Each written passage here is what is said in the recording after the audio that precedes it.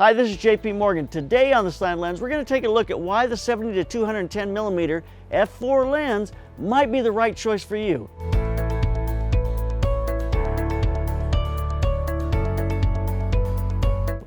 We want to give a special shout out to Borrow Lenses. They're a great sponsor here at the Slanted Lens. It's a great place to rent things, to try them out, to see what you like. A great place to rent something if you need an extra lens for the weekend, for your shoot, or an extra lens you want to try out. So just go to Borrow Lenses and check them out, borrowlenses.com. So now let's get to the 5 reasons why the 70 to 210 millimeter f4 might be the right lens for you. Every lens purchase is a very personal decision. It's based on the money that you have. It's based on what you shoot. It's based on the cameras that you have. Cameras and lenses are very personal decisions because they really dovetail into what it is that you do.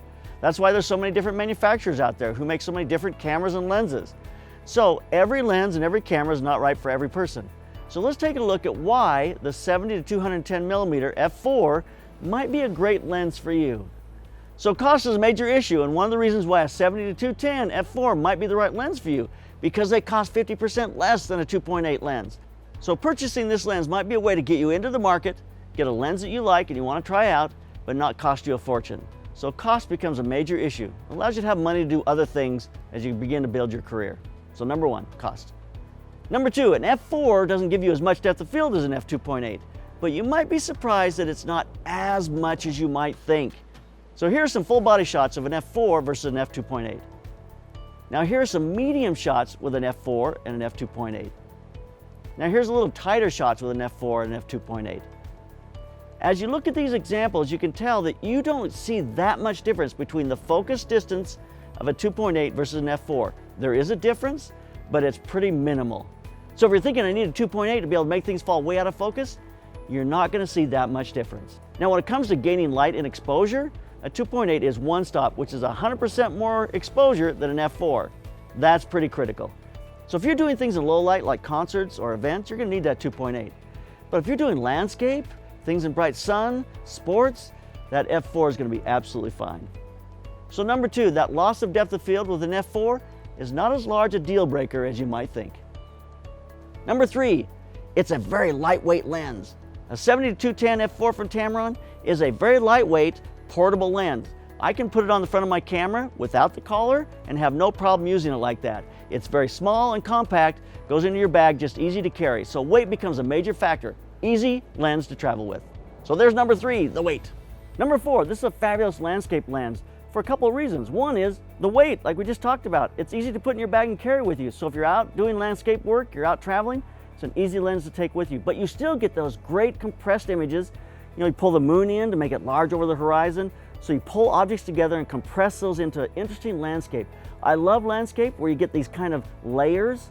You pull all the mountains and the clouds into the layers. I think it's just a beautiful perspective and a great look. And here's some examples of that. You still get that with an f4 lens because you're not as concerned about an f4. The f4 is just not as large an issue when you're shooting landscape photography because you're shooting a lot of times at larger f-stops anyway.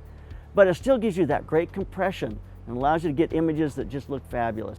So number 4, this is a great lens to use if you want to try something new with your landscape photography, just to give you a different look, something interesting, and a great way to get into telephoto. You don't need anything more than an f4.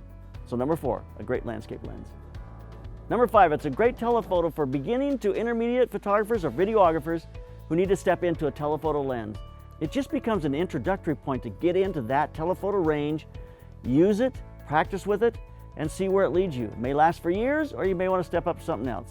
But number 5 is, it's just a great introduction to a telephoto lens. So there you have it, 5 reasons why the 70 to 210 f4 might be the right lens for you. Don't make a decision based on just emotion. Make a decision based on what's going to work best for the kind of work that you have and the money that you have available. Everything in photography and videography is a compromise, but we get the tools we need to be able to get the images we want. That's the most important thing. You want to get a tool that's going to give you the images that you want to shoot. So check it out and see if it gives you just that. I think it just might.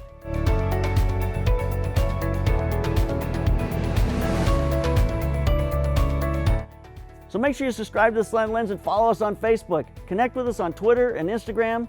We need you to be a part of our community. Make sure you leave comments below because that will help us to know exactly what you're thinking, what we can do to make better videos, better content for you. So keep those cameras rolling and keep on clicking.